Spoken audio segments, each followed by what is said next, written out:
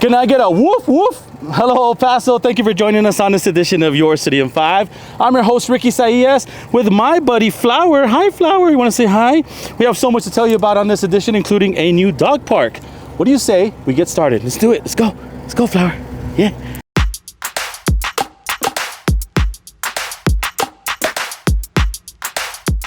Three, two, one. Yeah! There we go.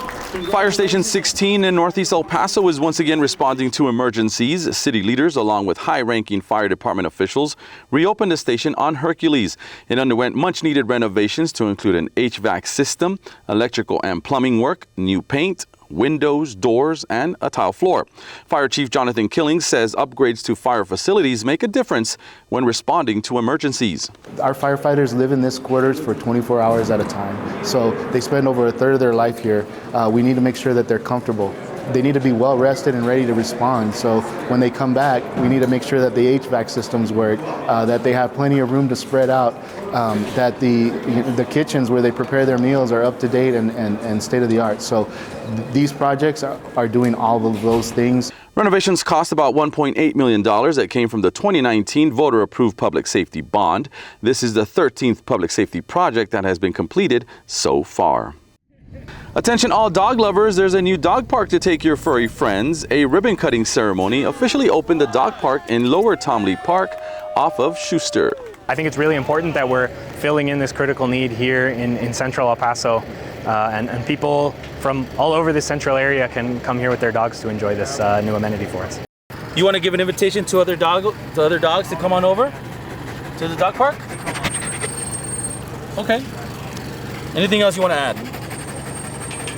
All right, thank you. There's two fenced areas where small and large dogs can run around freely. There's also water fountains for dogs too, and benches. It's now part of Lower Tomley Park that also has a playground and an open canopy. Well, if you want to tell city leaders how you want your tax dollars to be spent, then I invite you to go to the city's budget meetings. Dozens of people have already attended the first budget community meetings, including these children who expressed their thoughts to city council members. The meetings are an opportunity for residents to participate in the budget process and let city leaders know what matters most for our city. What we do is about community engagement. It's about delivering on a promise to our community. And we can only do that by talking to people and having those connections in the community and making sure that everything we do considers our community as in their voice and moving forward in ways that they find are important. You have to know what's important to you, and then when you look around, I mean, the city talks about there's the budget, but it's nice to know that this budget is this piece for that, and this much for that, and that much for this. And so those are the things I like to see, because that tells me where are we spending our money and how much is spending there, you know.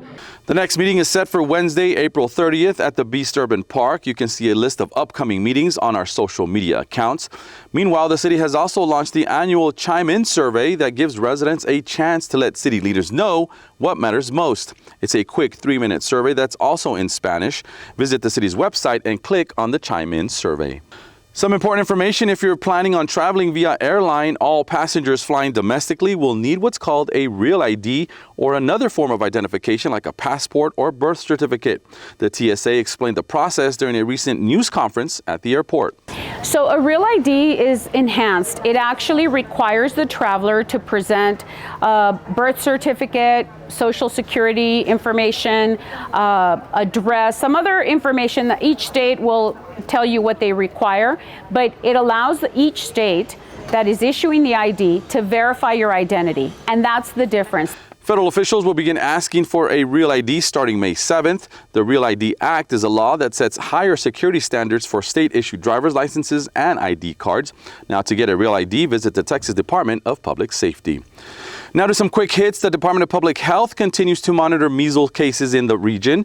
The department launched an online dashboard that provides real-time information on the number of cases, vaccination rates, and other relevant data. To see the dashboard for yourself, visit elpasotexas.gov and click on the box that says Get your vaccines today. While measles cases continue to spread across the country, though, Department of Public Health officials are urging families to get caught up on their vaccines. Health officials stress this even more during National Child Immunization Week that happens from April 21st to April 20th. It highlights the importance of protecting children from preventable diseases.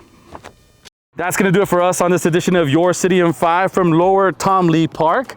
For my good friend Flower here from Animal Services, Martin Padilla, who's behind the camera, and Mario Ramirez, I'm Ricky Saillas. Stay safe and please be good to each other. We'll see you next time on Your City in 5. Vámonos, let's go, yeah.